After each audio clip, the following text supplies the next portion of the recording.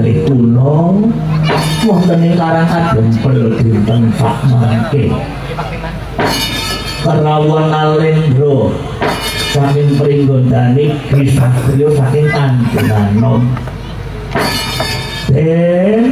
Ndoro kula Bimanyu Ndoro kula Gatotkaca Den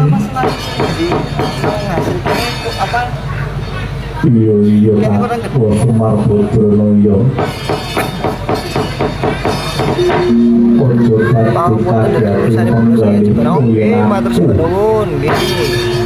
kadhati Banjarnegara sowanan ning Karangkumeng kene Semar kan tetep nggih dikit urung sing ngegeh lah kula iki sampun kangen kalian kula Bimanyu iya Semar Badranaya aku yo padha maraosake kangen marang kahanan karo gunung Dongego anggonku kangen lawan Semar Badranaya kula Gatotkaca wah Semar Badranaya iki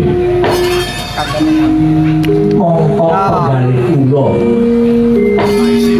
dika kalih persana weni kula tiyang sepuh dugi pakertenipun momongan kula sami Ndoro Bimanyu kaliyan Ndoro Gatotkaca banget iki gedhe katresnane marang Semar Badranaya aning Karangkumeng kene iya Semar ora masalah lali apa kang dadi pangorbananmu lawan omonganmu biji-biji Pandhawa aku ora lali nalika aku madhep karatu ning Pringgondani budi kepiye leres niki Mas Gandik wayahe Mbah Dino tadi ratu ning Gifdona tantang alam bokel Gel komplit banget sih gel gogel Pola daun nama-nama dia ramane berpundi tinggal nang kene mah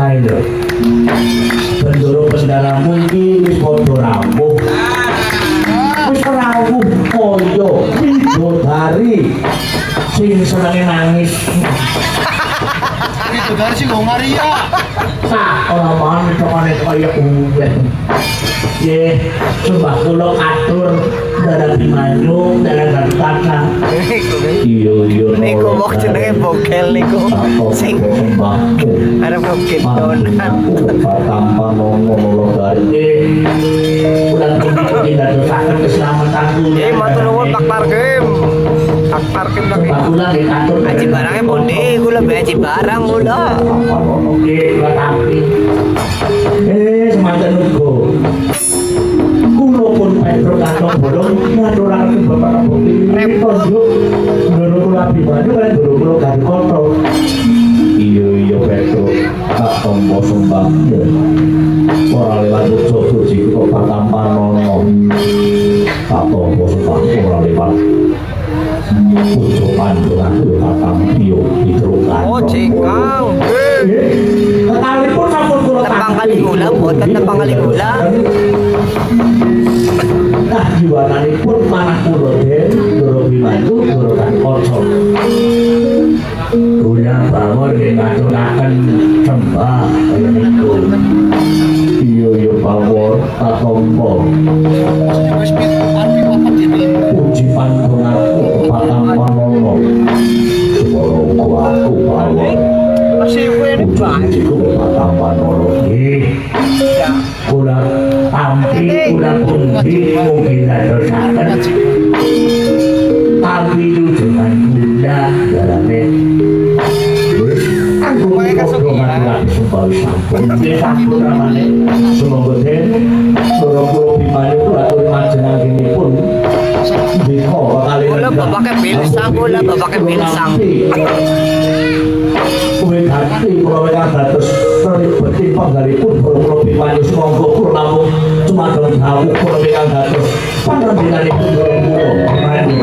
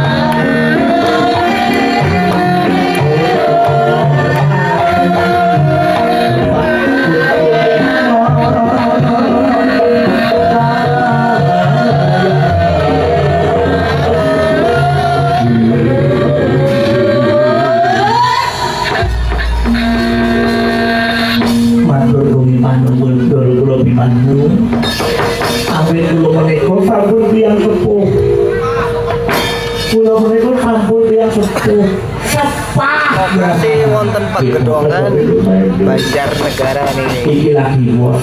Oh, Banjaranyar, oke. Lagi bos dan supaya Mula Kalisari.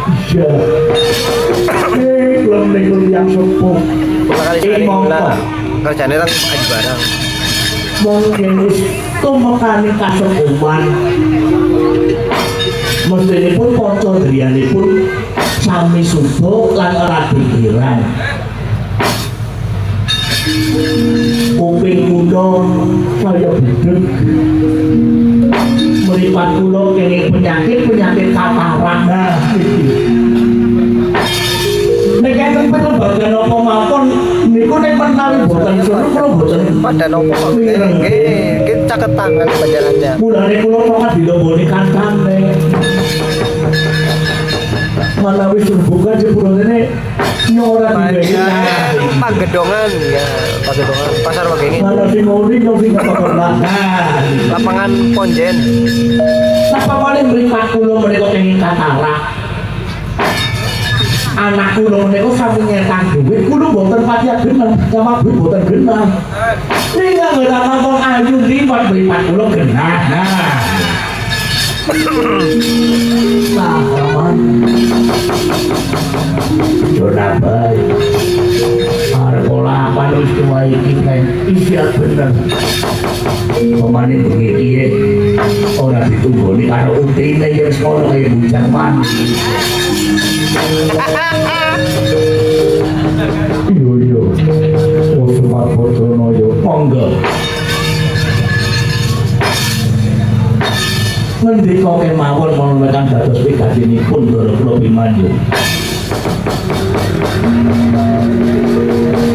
Aku jaluk pitulungane Semar Bodono yo. Nggih, monggo. Ono ing dina Anggara kasih aku nyumpeno Semar. Nyumpeno ngimpi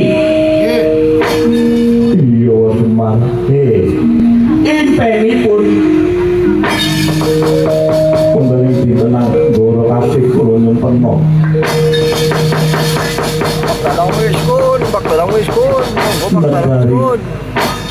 Nasino menika keblaburan padu katipan patang sewu.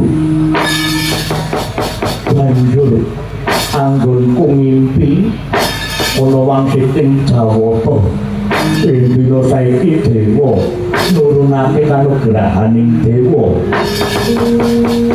ingkang awujud wahyu cakraning rat mapan ing alas Mandala Sara